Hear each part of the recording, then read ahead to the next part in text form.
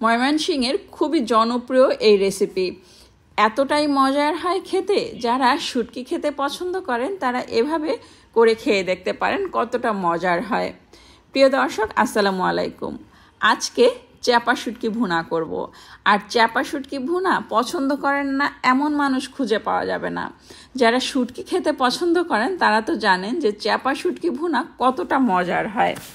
আজকে চাপা শুটকি ভুনা করার জন্য আমি এখানে 200 গ্রামের মতো চাপা শুটকি নিয়েছি। আর এই চাপা শুটকিগুলো ময়মনসিংহ থেকেই আনা হয়েছে।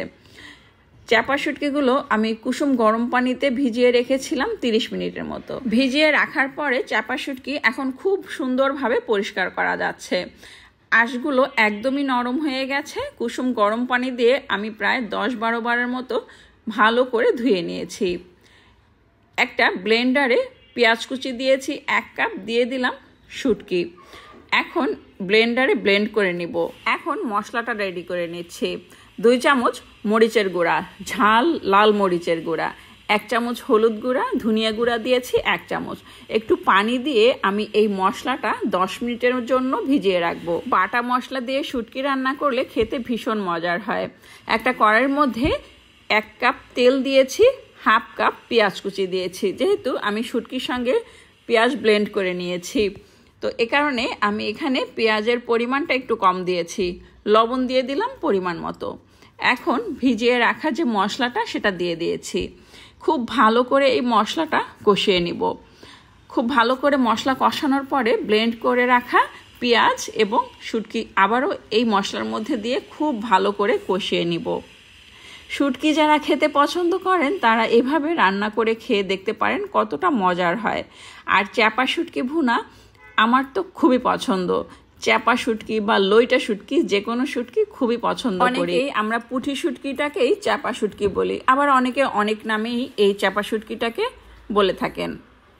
এখানে আলাদা করে কোনো পানি দিব না। এখন দিয়ে দিচ্ছি আস্ত রসুন। আর আস্ত রসুন দিয়ে আপনারা মাংস রান্না করে খেয়েছেন, কিন্তু এভাবে চাপা শুটকি কখনোই ভুনা করেছেন? আস্ত রসুন দিয়ে এভাবে চাপা শুটকি ভুনা করে খেয়ে দেখবেন কতটা মজার হয়। এখন আমি আবারও কিছু রসুনের কোয়া দিয়ে দিলাম। খুব ভালো করে নেড়েচেড়ে এখন দিয়ে দিলাম কাঁচামরিচ। আস্ত কাঁচামরিচ দিয়েছি ফ্লেভারের জন্য, খুব সুন্দর একটা ফ্লেভার আসবে। খুব ভালো করে আবারও নেড়েচেড়ে দিচ্ছি।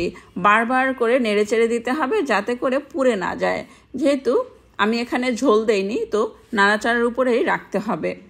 খুব মজা হয় এই চাপা শুটকি ভুনা। বাসায় যখন ভর্তা ভাতের আয়োজন করি তখন এই চাপা শুটকি ভুনাটা থাকতেই হবে। এই চাপা শুটকি ভুনাই সবাই খেতে খুব পছন্দ করে এবং এই চাপা শুটকি ভুনা মাত্র 20 মিনিটেই হয়ে যায়। খুব ঝটপট এবং সহজেই এই চাপা শুটকি ভুনাটা করতে পারবেন। বাসায় যখন গেস্ট আসবে তখনও আপনি খুব মজাদার এই চাপা শুটকি ভুনা করে সবাইকে খাইয়ে খুশি করাতে পারেন। আপনার এই চাপা শুটকি ভুনা খাইয়ে সবাই প্রশংসা করবে আপনার রান্নার। এতটাই মজার হয়। যারা কখনোই খাননি একবার হলেও ট্রাই করবেন এভাবে রসুন দিয়ে। তো এই যে হয়ে গেল মজাদার চাপা শুটকি ভুনা। অনেক সময় রুচি চেঞ্জ হয়, কোনো কিছুই খেতে ভালো লাগে না, মাছ মাংস ভালো লাগে না খেতে। তখন আপনি যদি এভাবে চাপা শুটকি ভুনা করে খান, পেট ভরে ভাত খেতে পারবেন। অন্য কোনো তরকারি আপনার ছুঁতেও ইচ্ছা করবে, যেমনটা আমার বেলায় হয়। আমি এই শুটকি ভুনা দিয়েই পেট ভরে ভাত খাই, অন্য কোনো তরকারি আমার ভালো লাগে না খেতে। তো এই যে হয়ে গেল মজাদার চাপা শুটকি ভুনা। প্রিয়জনদের ভালোবাসা পেতে এরকম মজাদার রেসিপি হলে আর কোনো কথাই নেই। সবাই আপনার রান্নার প্রশংসা করবে, আপনাকে বেশি বেশি ভালোবাসবে। এত মজাদার রেসিপি আপনি যদি তাদের খাওয়াতে পারেন। তো হয়ে গেল মজাদার চাপা শুটকি ভুনা। রেসিপিটি ভালো লাগলে একটা লাইক দিবেন, কমেন্ট করবেন এবং যারা এখনও আমার পেজটি ফলো করেননি প্লিজ ফলো করে দিবেন।